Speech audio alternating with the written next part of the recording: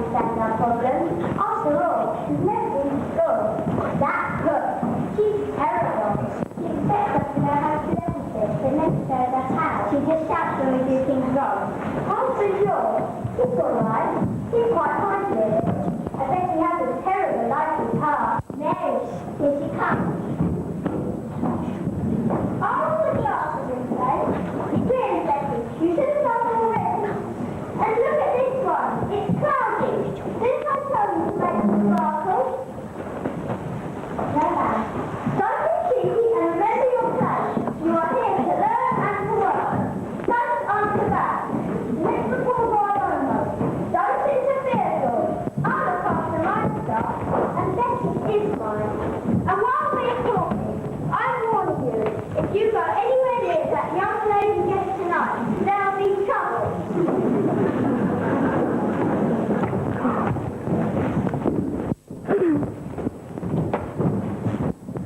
Now, I wonder if Cook has prepared the table correctly.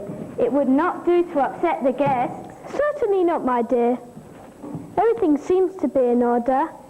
I hope the evening goes well. It is indeed a long time since we made a dinner party. Let me see.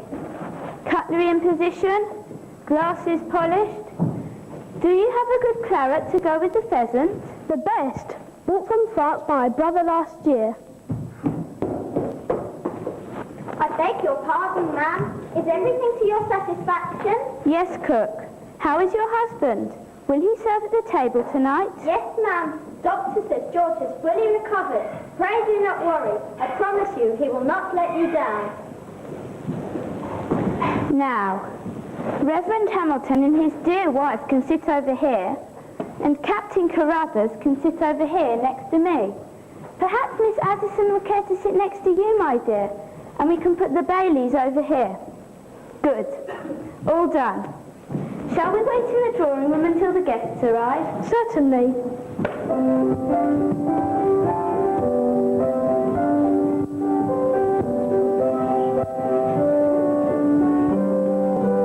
Doesn't everything look beautiful? I'm so excited. There you are. I've been searching high and low for you. Really, you should let me know where you are. After all, I am your governess. Miss Braithwaite, may we have our hair loose tonight? I get so tired of pigtails. You are lucky to be allowed to wear it loose. In my day, it was always pulled back. What was it like when you went to school, Miss Braithwaite? We had very strict rules. No girl was allowed to bring a pen to school, and we had to walk in a crocodile chaperoned by a teacher. Was it fun? Certainly not. We were taught to have good posture, and the girls with the straightest backs won prizes. Silence was the golden rule. You had to have permission from your teacher to speak to another pupil. How awful. Oh dear, it's getting late. Quick, up to the nursery with you at once. You have to be washed and scrubbed before we can produce you in front of the guests.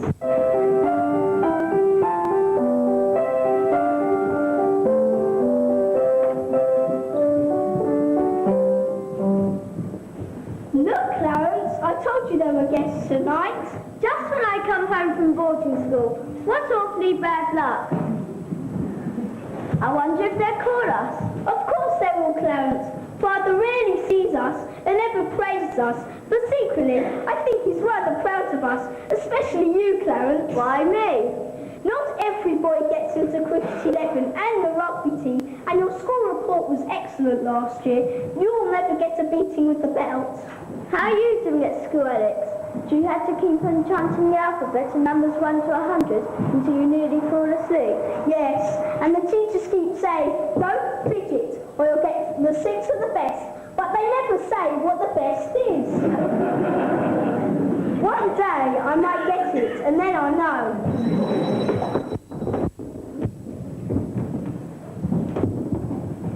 Mr. and Mrs. Edward Bailey and Miss Kate Addison.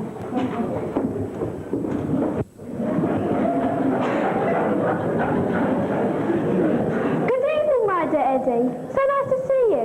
And Cecilia, welcome to our home. And you've brought Miss Addison with you. How do you do, everyone? How are you all? I must tell you about my latest business success. I've just won the right to publish the works of Mr. Gilbert and Mr. Sullivan. What a scoop! Yes, indeed. Did you see his latest latest operetta, The Yeoman of the Guard. We were so lucky to be invited to the first night. We enjoyed it too, but the Mikado is a firm favourite in this household. Did you manage to see that a couple of years ago? No, we were abroad at the time. Shame, wasn't it? In that case, you're in for a surprise tonight. How so? Our daughters have recently learnt some of the songs, and they are desperately hoping to show us all tonight the results of their study. How enchanting. Reverend and Mrs. Hamilton.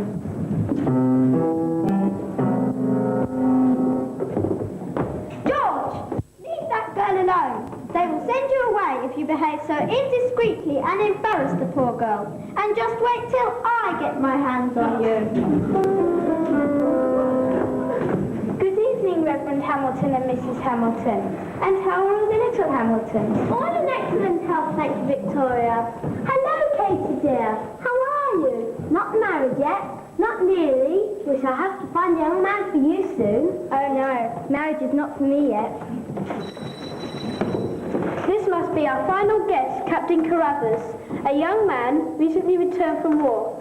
Sad affair that was. My leg shot to bits. He was lucky not to lose it. Captain Carruthers. Good evening, sir. I trust I'm not too late. Not at all, dear friend. May I introduce you to Reverend and Mrs. Hamilton? Mr. and Mrs. Bailey? And Miss Addison. Now that we are all here, shall we go into dinner?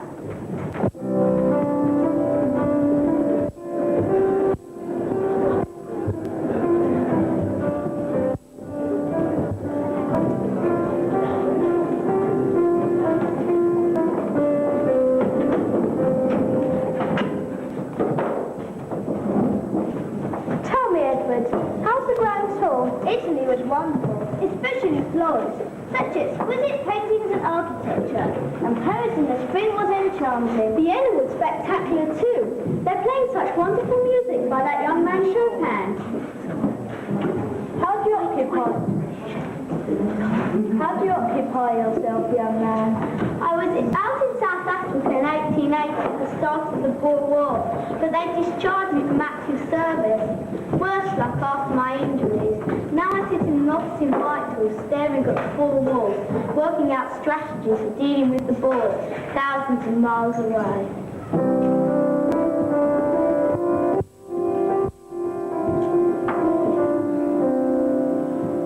The meal continues with lots of little stories. They discuss the latest theatre visits, a book publication and the success of the army. They laugh and joke and eat and drink and enjoy themselves. But have you noticed that Rose is very angry with her husband George?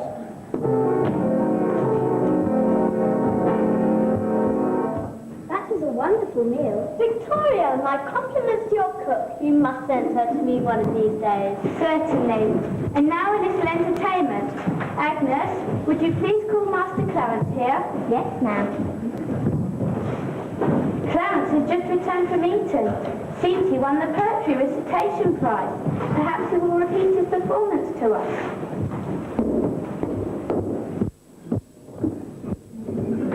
Good evening, Father. Good evening, Mother. Good evening, everyone. And what would you like me to perform? We would like you to recite your winning poem to us. Certainly, Father. The charge of the Light Brigade. Half a league, half a league, half a league onward. All in the valley of death, row the 600. Forward the Light Brigade. Charge the guns, he said. Into the valley of death, row the 600. Forward the Light Brigade. Was there a man dismayed? Not that a soldier knew, someone had blundered. There's not to make reply, there's not to reason why, there's but to do and die, into the valley of death, row the 600.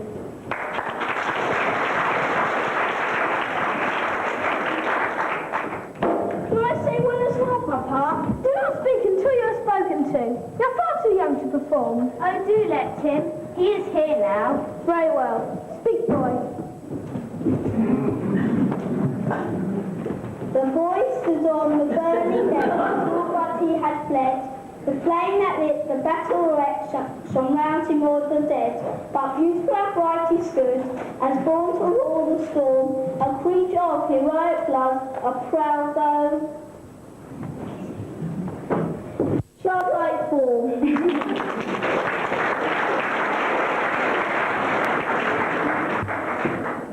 Favourite from school, no doubt. Maybe see your daughters too. Agnes? We would dearly love to see them. I believe they're growing to such fine young ladies. No doubt, they will be finding husbands soon. Good evening, Mamma. Good evening, Papa. Good evening, my dears, and how are you going to entertain us? Miss Braithwaite, our governess, has taught us an air from HMS Pinnacle. May we sing it to you? Do let us, please, Papa. Excellent, excellent, a favourite indeed. Pray sing to us, my dears, and dance too if you can.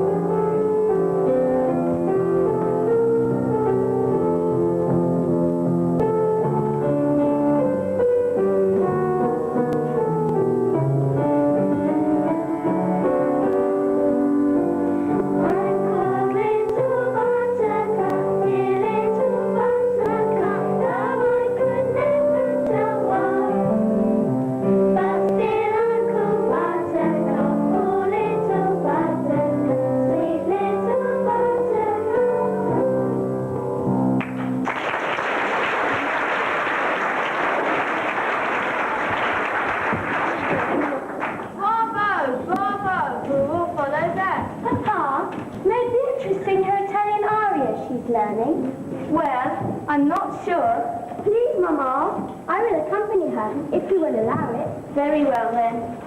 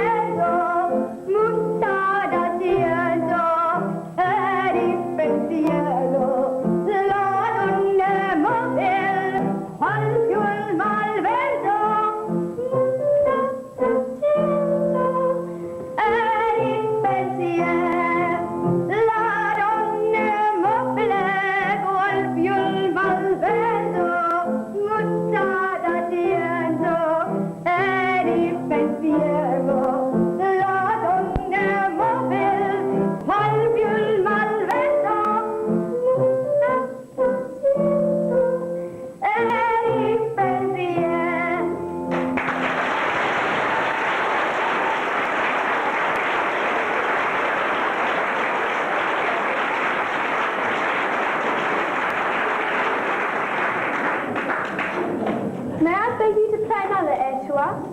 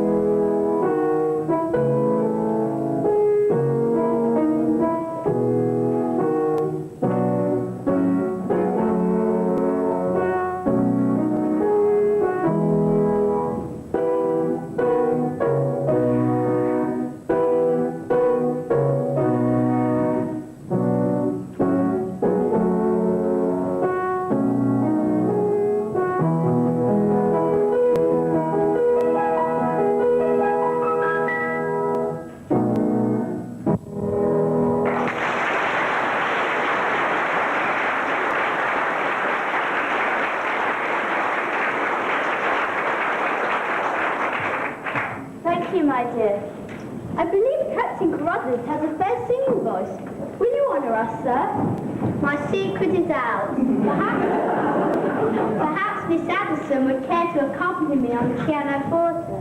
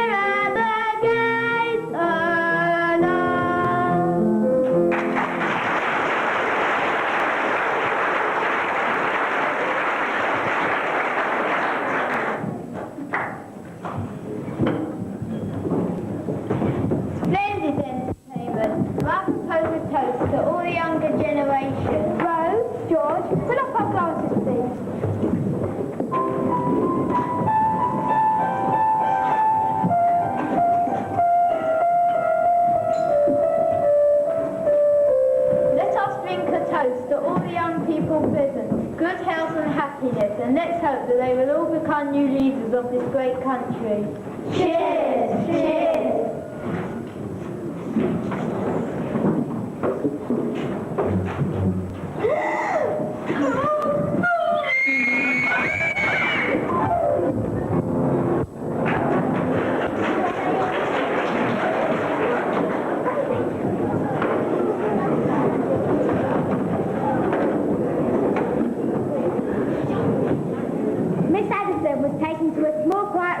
Where they tried to revive her, but without success, she died of poison. What a terrible thing to happen at my first dinner party.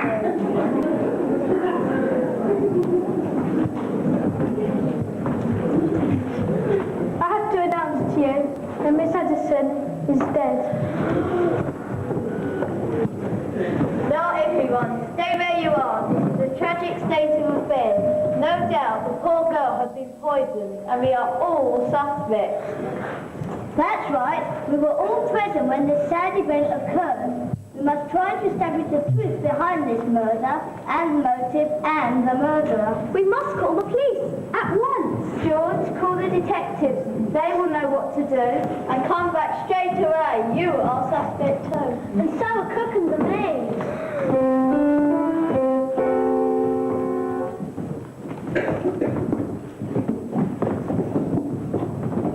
So, there are great numbers of suspects. I immediately ruled myself on this is, after all, a man of the cloth and so highly respected in the community. And to be sure it wasn't me, my dear. I could never even think of such a terrible crime. Nora, Sir hastened to add, we invited you to a pleasant dinner party. We entertained you. We had no part in this awful business. I must add my name to this list of dissenters. Poor Miss Addison. She looked such a pretty young lady. She was a delicate flower indeed. Who would have wanted to do such a dastardly thing? I noticed cook looking daggers at her during dinner. Oh no, sir! Ma'am! It wasn't me! How could you think? George, was there between you and Miss Addison a secret liaison? No, sir. Upon my soul, sir, I would never. They all could have done it. But none of them appears to have a motive. You don't poison someone by mistake or for fun, yet I swear I'm nowhere near the truth. He says he is a holy man and couldn't have done it. But that is no proof. She says she couldn't even consider such a thing, but she was sitting close to Miss Addison. He says he and his wife were playing host and could have no part in this murder. But Miss Addison was sitting next to Charles. He says it wasn't him either, but he can't prove it.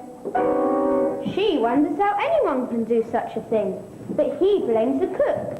Anyone can say that. She denies it. Did he have a liaison with the victim?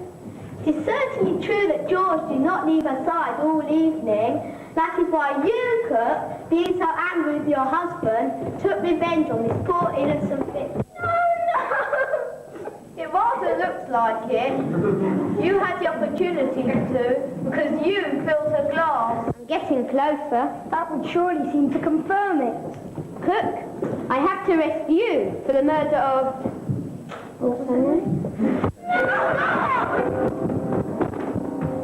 You have brought something, Captain. What is it? A small empty phial. How very extraordinary.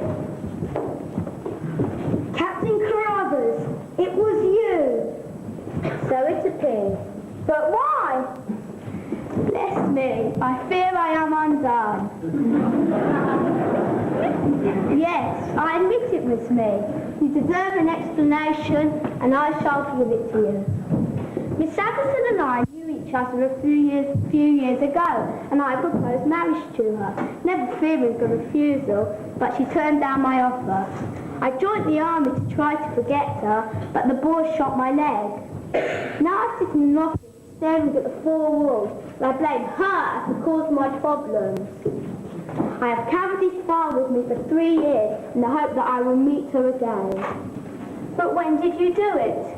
You were sitting over here next to me. Miss Katie was with my husband. You did not notice that when we returned from the piano, I switched the drinks.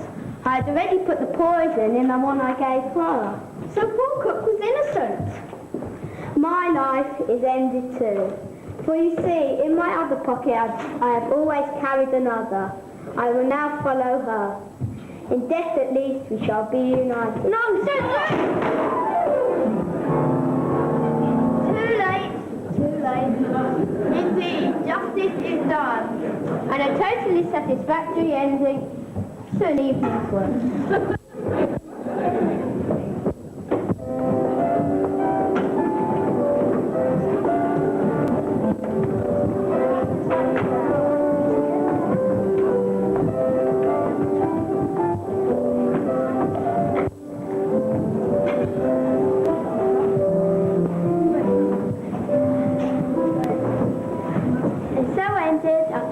Party service with the Stevenson. It was not at all what we expected. Just shows you have to be ready for anything. I wonder what will happen next week.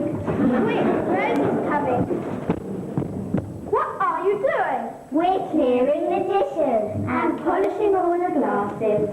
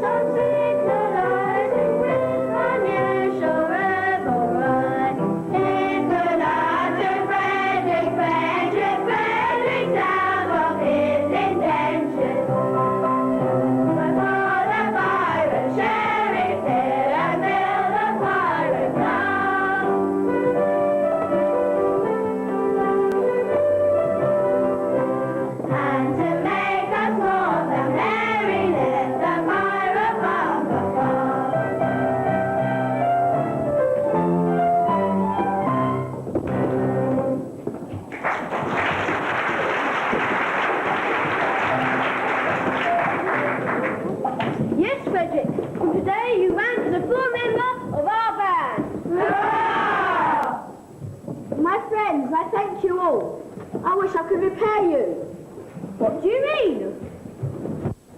Today I'm out of my indentures, and today I leave you forever. But why? There never was a better hand at hunting down and sinking a ship as you.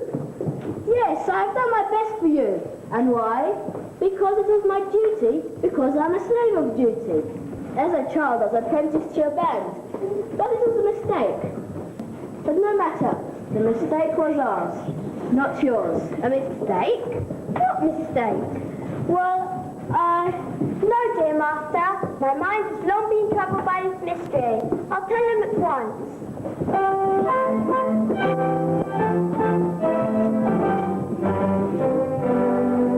When Frederick was a little lad, he proved so brave and daring. His father thought he'd apprentice him to some career seafaring. I was a lad, his nursery maid, and so it fell to my lot to take and find this promising boy apprentice to a pirate. A life not bad for a hardy lad, though surely not a high lot.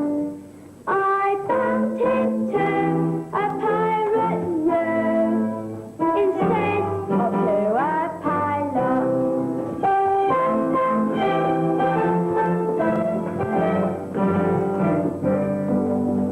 She was a stupid nursery maid, on breakers always steering, and she did not hear the words aright through being hard of hearing, mistaking her instructions which within her brain did gyrate. She took and found this promising boy apprentice to a pirate. A sad mistake it was to make and turn him to a pilot. I bound him to a pirate yacht instead of to a pilot. She bound him to a pirate crew instead of to a pilot.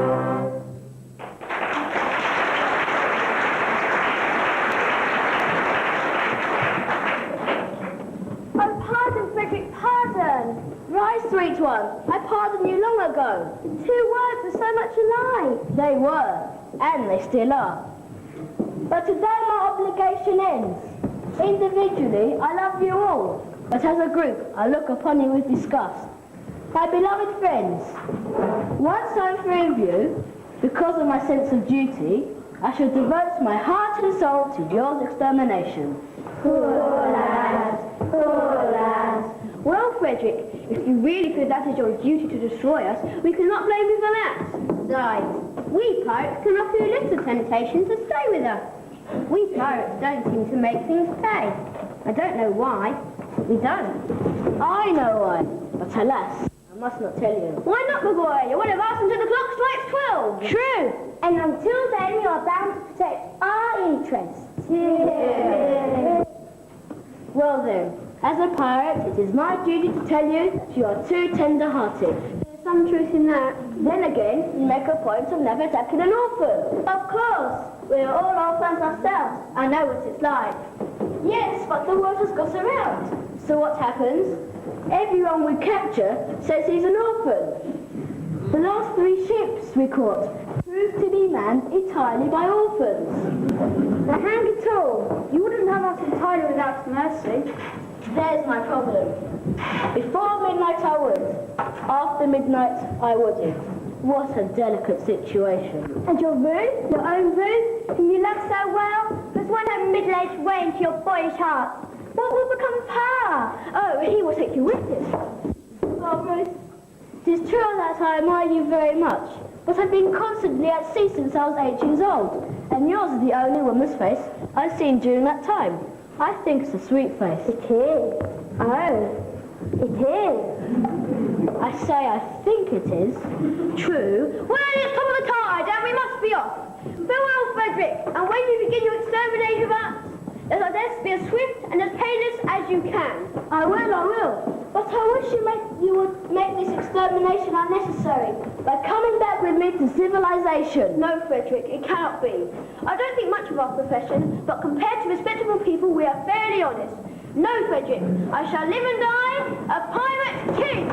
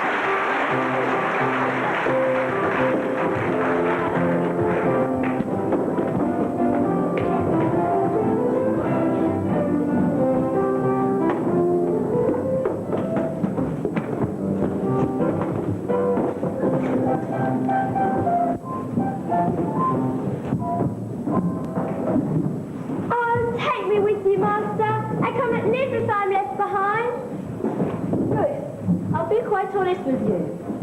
You see, you are considerably older than I. A lad of 21 usually looks for a wife of 17. A wife of 17? You'll find me a wife of 1,000. No, I shall find you a wife of 47, that's quite enough. Ruth, tell me honestly and openly, compared to other women, how are you? I will answer you truthfully, Master. I have a slight cold, but otherwise I'm quite well. I'm sorry for your cold, but I was referring to your personal appearance. Compared with other women, are you beautiful? I have been told so, dear Master. Ah, but lately? Oh, no. Years and years ago. Thank you, Ruth. I believe you. And I wish to do the right thing. And if you're a really fine woman, our age should not interfere with our marriage. Listen, I hear voices.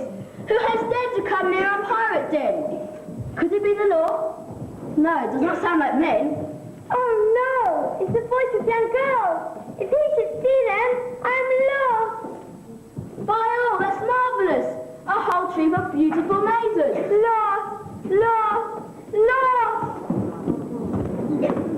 How lovely. How lovely. How beautiful is the ugliest one. What grace. What decency. And Ruth. Ruth told me she was beautiful.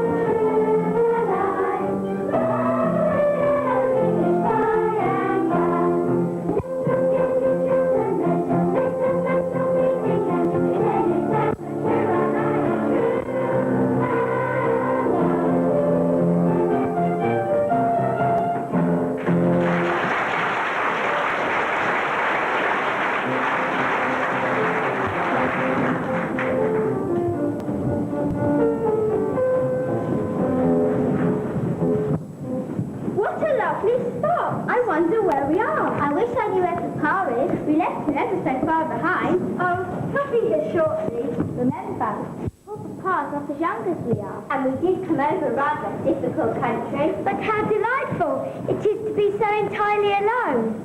Probably we are the first human beings who ever set foot in this enchanting place. Except the mermaid. What shall we do until Papa arrives? We are quite alone. And the sea is as smooth as glass. Suppose we take off our shoes and stockings and paddle. In the water? Yes, the very thing. Sorry for intruding, ladies, but it's my duty to tell you that you are being watched. But sir, who are you? I am a pirate. A pirate? Horror! But do not put me to shame, for tonight I am leaving this spy profession. And, oh, my heart aches.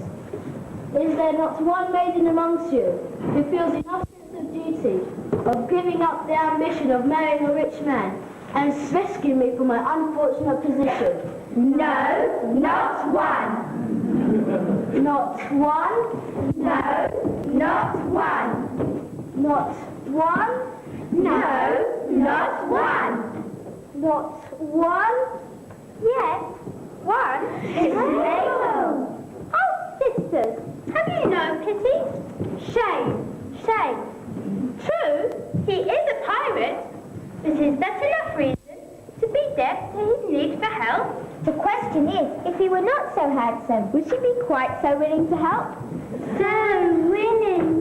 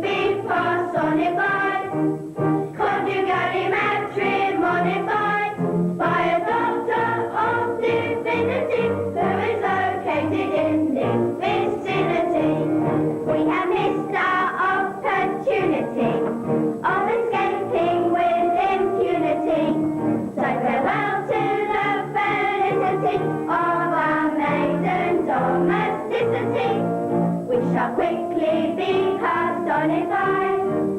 Country galley matrimonified by a doctor of divinity who is located in this vicinity. By a doctor of divinity who is located in this vicinity. By a doctor of divinity. Oh,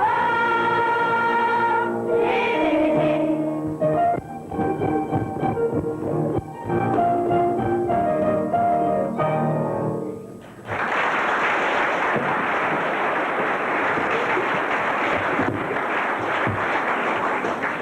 Wait, monsters! Before you try to win us all against our will, you should know that we are wards of court, and our father is a major general. We'd better fools, or danger may befall. Their father is a major general. Yes, yes, our father is a major general.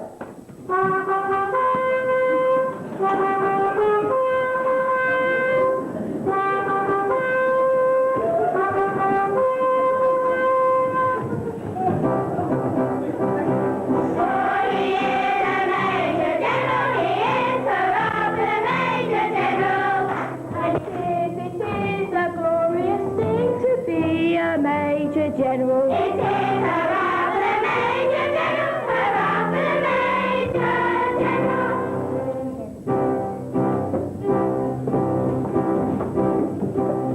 I am the very model of the modern major general. I've information, vegetable, animal and mineral.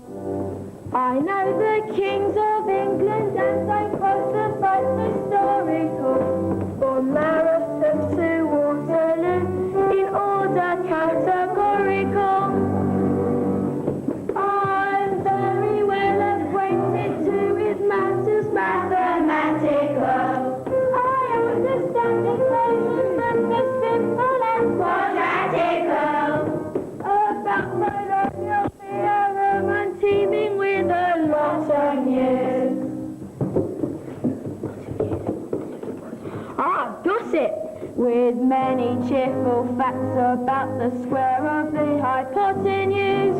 With many cheerful facts about the square of the hypotenuse. With many cheerful facts about the square of the hypotenuse. With many cheerful facts about the square of the hypotenuse. I'm very good at integral and differential calculus. I know the scientific names of beings animalculous. In short, animal and mineral, I am the very model of the modern major general.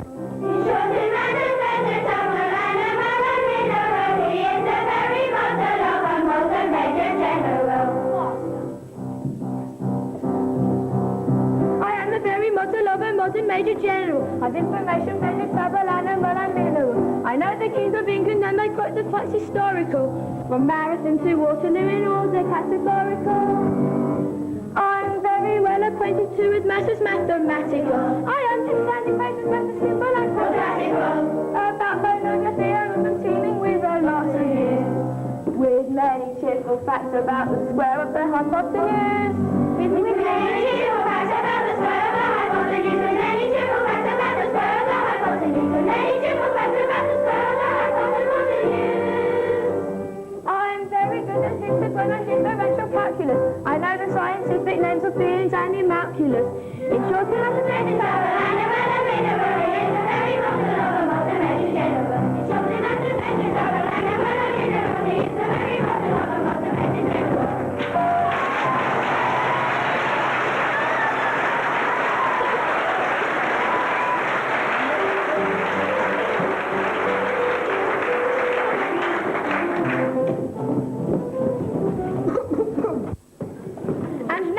introduced myself.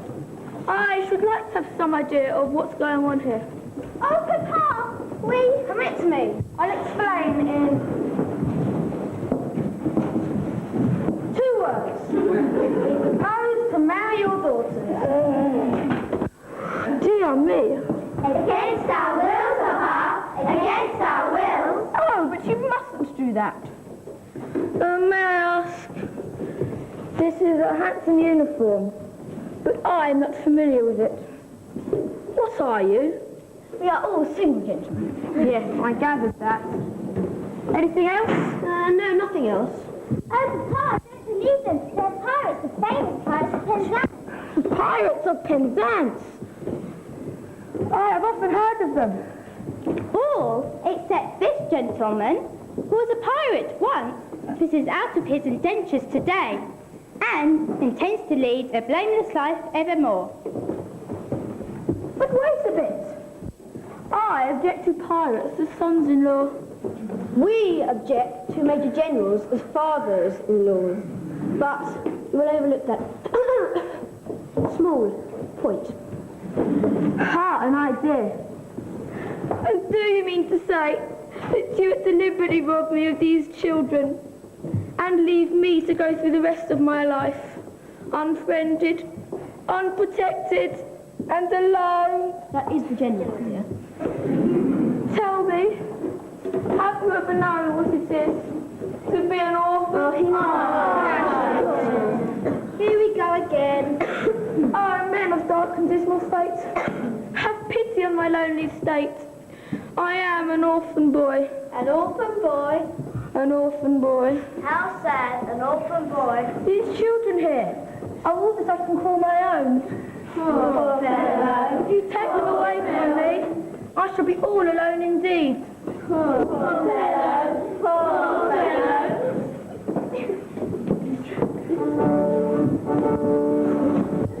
I'm telling a terrible story. I'm telling a terrible story. But there was a ship with my daughter, and over the billowy waters. He's telling a terrible story. He's telling a terrible story. But it's not in the same category as telling a regular terrible story. Although our career sometimes involves crimes of stealing, we still have feelings. You are all free to go. Our pirate rules will protect you. The Major General will be an honorary member of our band.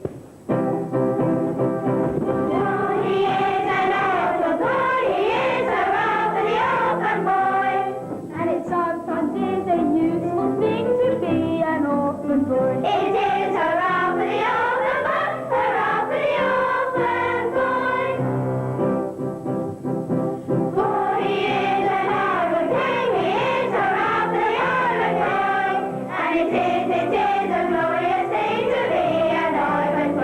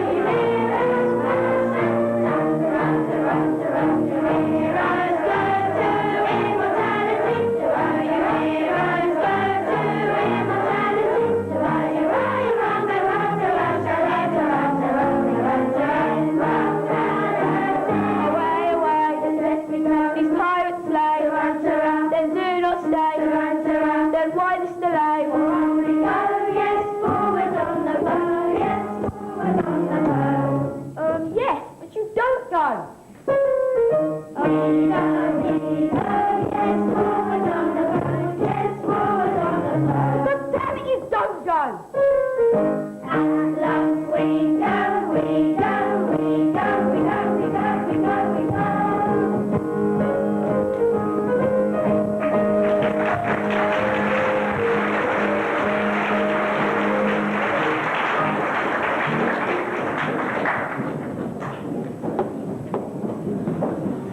Oh, Frederick! Who calls? Your late commander! And your little room. You mad intruders! How dare you face me? Don't you remember I have doomed you to extermination? Have mercy on us, for you slaughterer! I do not think I ought to listen to you, but I'll be merciful. Say on.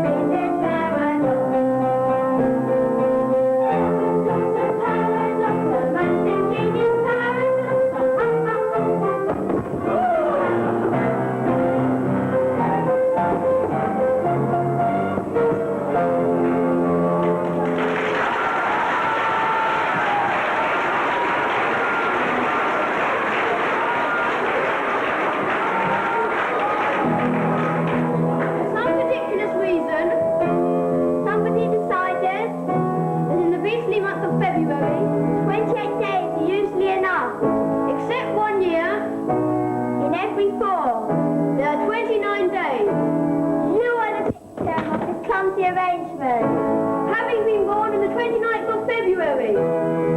So, by simple arithmetic, you'll see that, although you have lived 21 years, yet going by birthdays, you are only 5. And a little bit over. How quaint the ways of paradox that common serving gladly must so counting in the usual is 21 and been alive. Yet reckoned by my natal day. Yet reckoned by my natal day. 1, 2, 3, 4. I am a little boy of 5. Little boy of 5.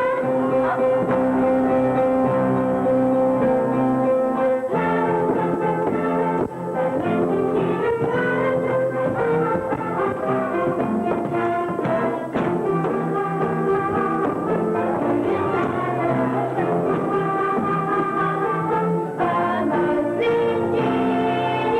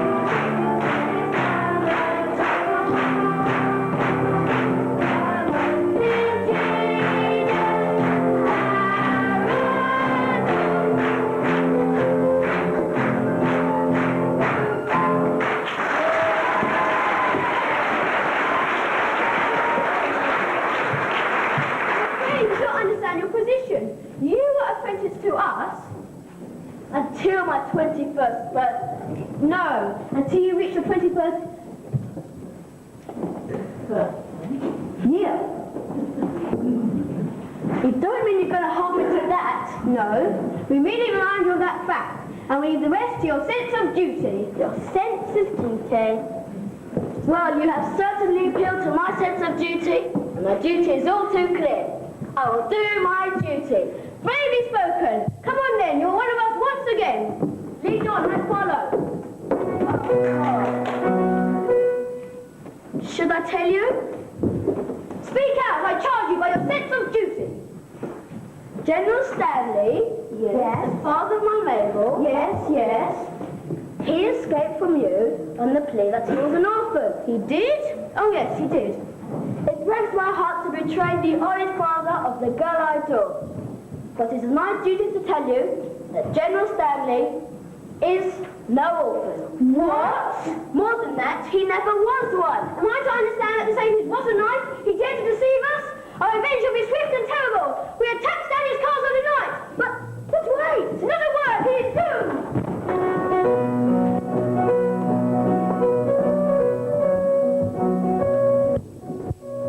All is prepared, Frederick. Your gallant crew await you.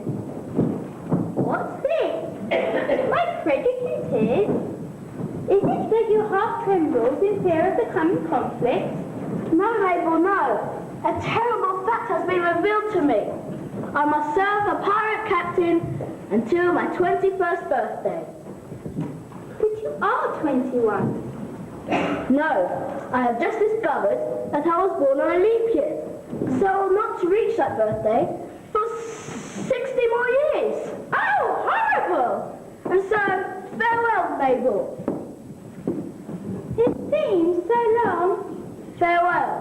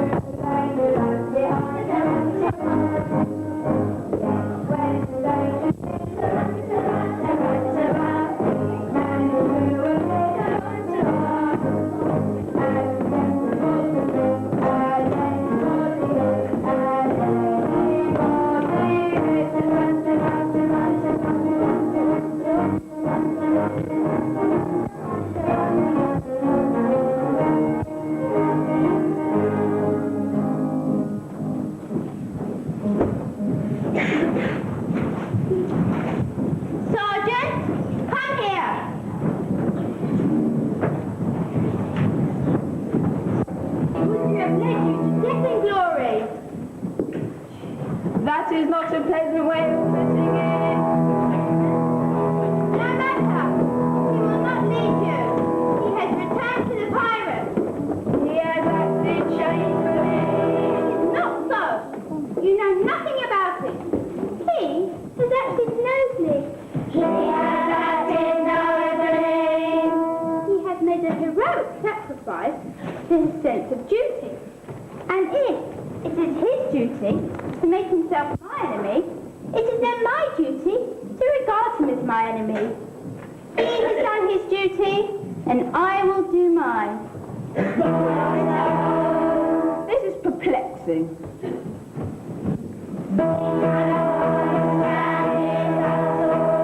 No matter, our course is clear. We must do our best to capture these pirates alone.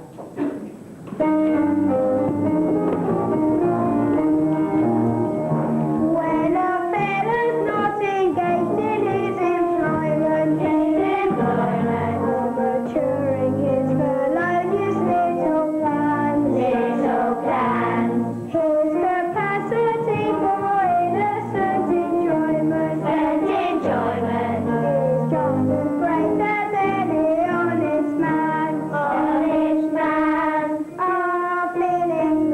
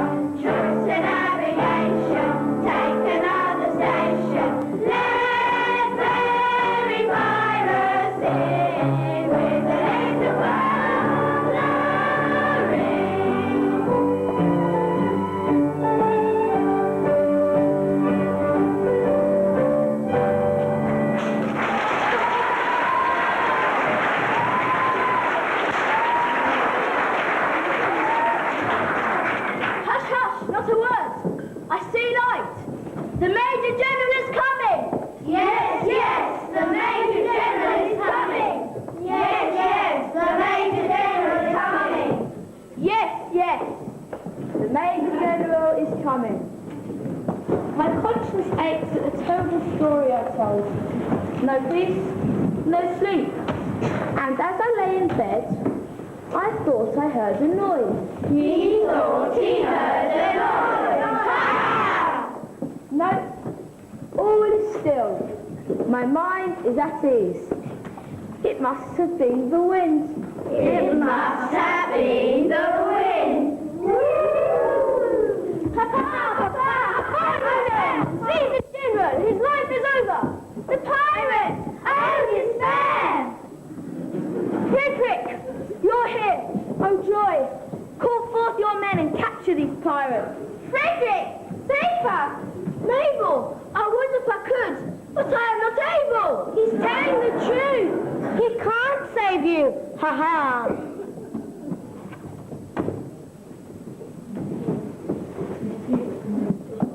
He deceived us! You made us feel sorry for you! Gather your courage, General Stanley, and prepare for death. Oh, spare him! If he died, with no one to defend him, oh, spare him! Is there no one with a weapon to defend him? Oh, spare him! Oh, help! We are here! Oh, rapture! And so, pirates, the constabulary, you will yield! Oh, rapture!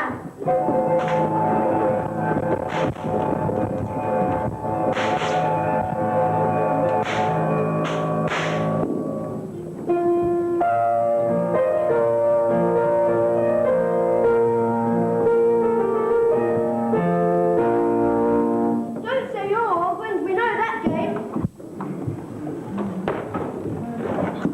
No, we have a stronger claim on you.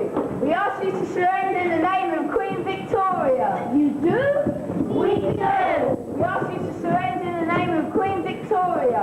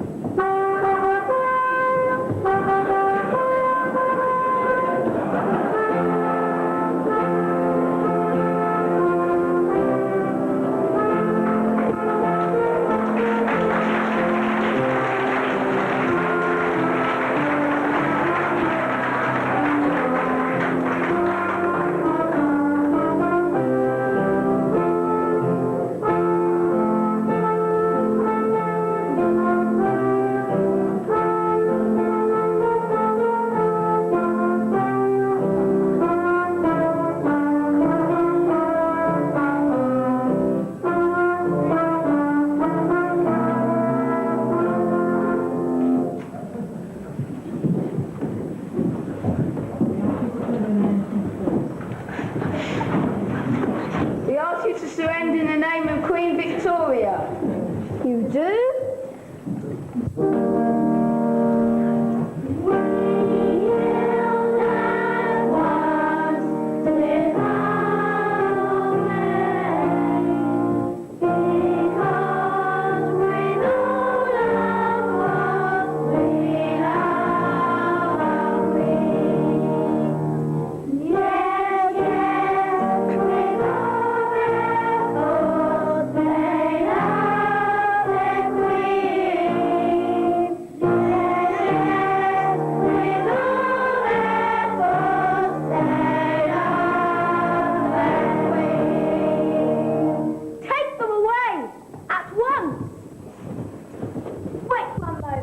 Let me tell you who they are. They are not common criminals. They are all noble gentlemen who have gone wrong. Yes. They are all noble gentlemen who have gone wrong.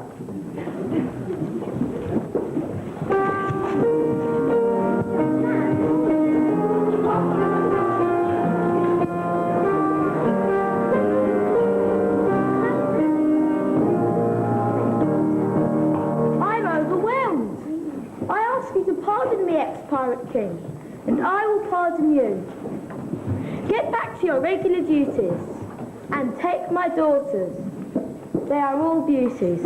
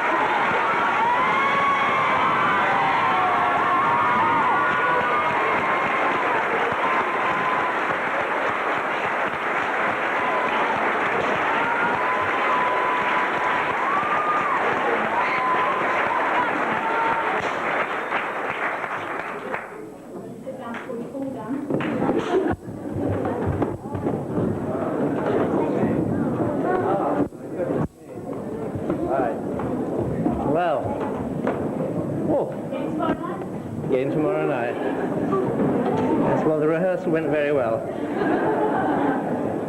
Well, ladies and gentlemen, I'm sure that you'll all join with me in both congratulating and thanking the teachers, parents, and the pupils whose hard work has made this evening's excellent performances, in the plural, possible. You know, drama and music are always most enriching facets of any school life. And certainly tonight, not only the performers, but all of us who have been privileged to have been here to witness this, we have all been both entertained and enriched. Now, this is the second night of the concert, and we've had a full house on both evenings, and I'm delighted to see so many governors, teachers, present, past, parents of pupils, and friends here tonight. Now, the school would never have existed without the help of both the ZFET, the Zionist Federation Educational Trust, and the London Borough of Barnet. And I was particularly pleased to see during the earlier part of this evening that Mr. and Mrs. Frankel, the treasurer of the ZFET, was able to be with us together with Mr. Norman Morris, the executive director. Unfortunately, Mr. Frankel had to leave a little bit earlier and couldn't be here for the very end. I was very pleased to see them here. And I must say, I am equally delighted and thrilled to see with us tonight Councillor and Mrs. Malcolm Lester. Councillor Lester, who is a very well-known personality in Barnet, plays a number of roles as far as the school is concerned. He is a governor of the school. He is a recent past mayor of Barnet, and a very good friend of the school. And both the ZFET and the London Borough of Barnet have made a considerable financial investment in Rosh Pinah. And tonight, we have really been given the opportunity to demonstrate the caliber of our teachers, our parents, and our pupils. Now, there are a number of people to whom special thanks is due. First of all, and I must say to begin with, if I do miss anybody out, I apologize. First of all, the teachers and the pupils of the years 4B and 4LS for helping to create the atmosphere of a beautiful Victorian theatre. Thank you, children.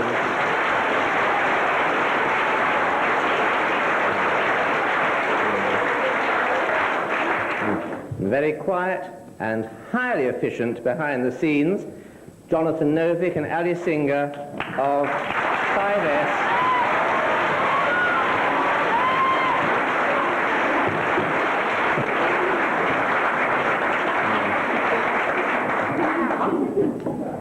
I'd like to thank the PTA for organising the refreshments, Mrs. Sylvia Hartman for helping with the staging tonight, Marion Meltzer and Deborah Cohen for helping to type the scripts and the songs, to Mrs. Lorraine Bernhardt and Mrs. Hannah Gordon for organising the efficient lighting for tonight. And I mentioned Mrs. Bernhardt. Now, behind me is the most fantastic backdrop. We didn't hire it, we didn't buy it, it was hand-painted by Mr. Arnie Bernhardt, the husband of Mrs. Lorraine Bernhardt.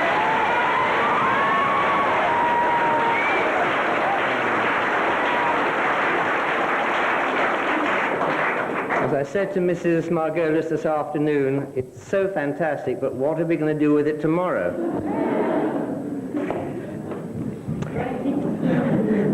Not only do we have an artist as far as creating the marvelous backdrop is concerned, but what an artist we have for that fantastic makeup. And to Sarah Seif, we give you all our thanks.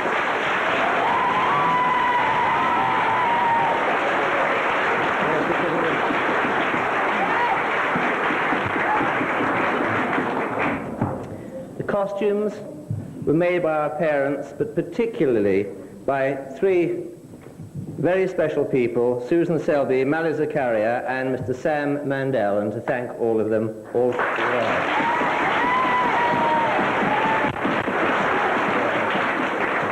Hayes, who's been super efficient at the excellent sophisticated sound system we now have. Did you notice the radio mics? LMS, you know. And, of course, the hard-working Mr. Peter Hayes, our school caretaker, who seems to be doing everything all at the same time and very efficiently.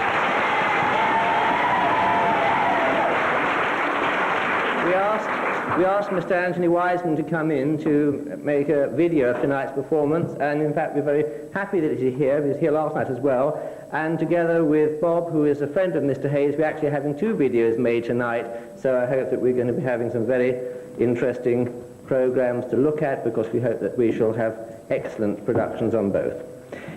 While we've been in here, very safe, we've been looked after by our security committee, and we're very grateful to them for being outside while we're inside. And to our stunning Queen Victoria, Lorraine Abrahams.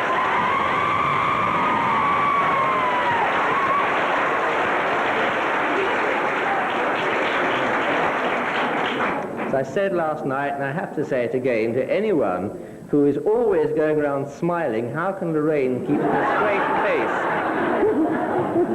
That's better. Now we are amused. We have a marvellous orchestra tonight, and I'd like to thank our own violin teacher, Mrs. Laurie Teppich, her daughter Miriam, Liz Kirkwood on the cello, and Mr. Lawrence Wiseman on the clarinet. Thank you very much.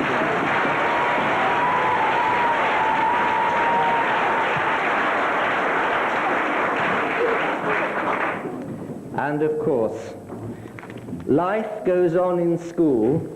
We try to normalize things, but when we're putting on a school production, it has to really take priority in many cases, but 3 wonderful people were here to make sure that the productions, I should say, were of a very, very high standard.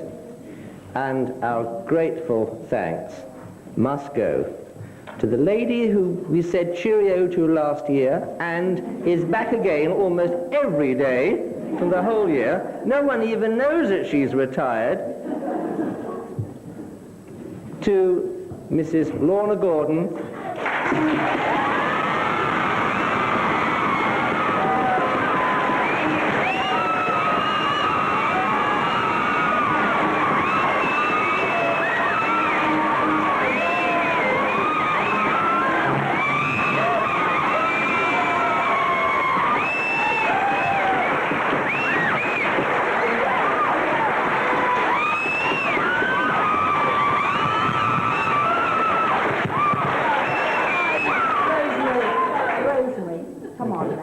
And to Mrs. Sharon Margolis.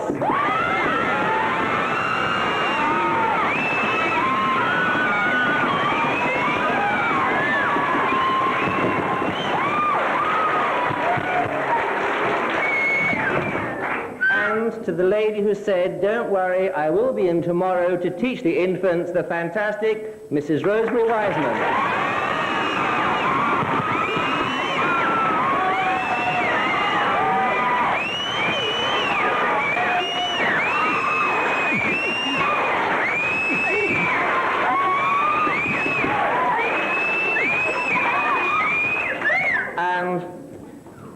Finally, ladies and gentlemen, life in school did really go on. We did do normal work. Things did happen in school, not as much Latin and Greek this week as perhaps we might have done in other occasions, but I would like to give my thanks and congratulations to the children who have rehearsed for 2 distinct plays, a play and a musical, and they cope with both as well as their schoolwork. They went from one rehearsal to another. They changed their characters very easily. We're very, very proud of them, and tonight I'm sure you'll give a lovely big round of applause to our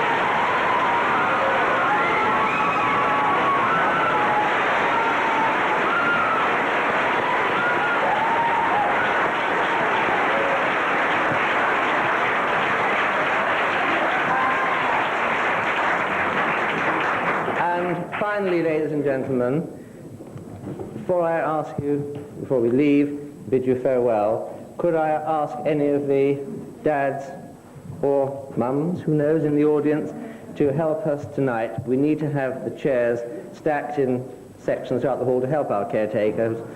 Needs to clear the hall ready for tomorrow. And with that, can I wish you all a very, very good night.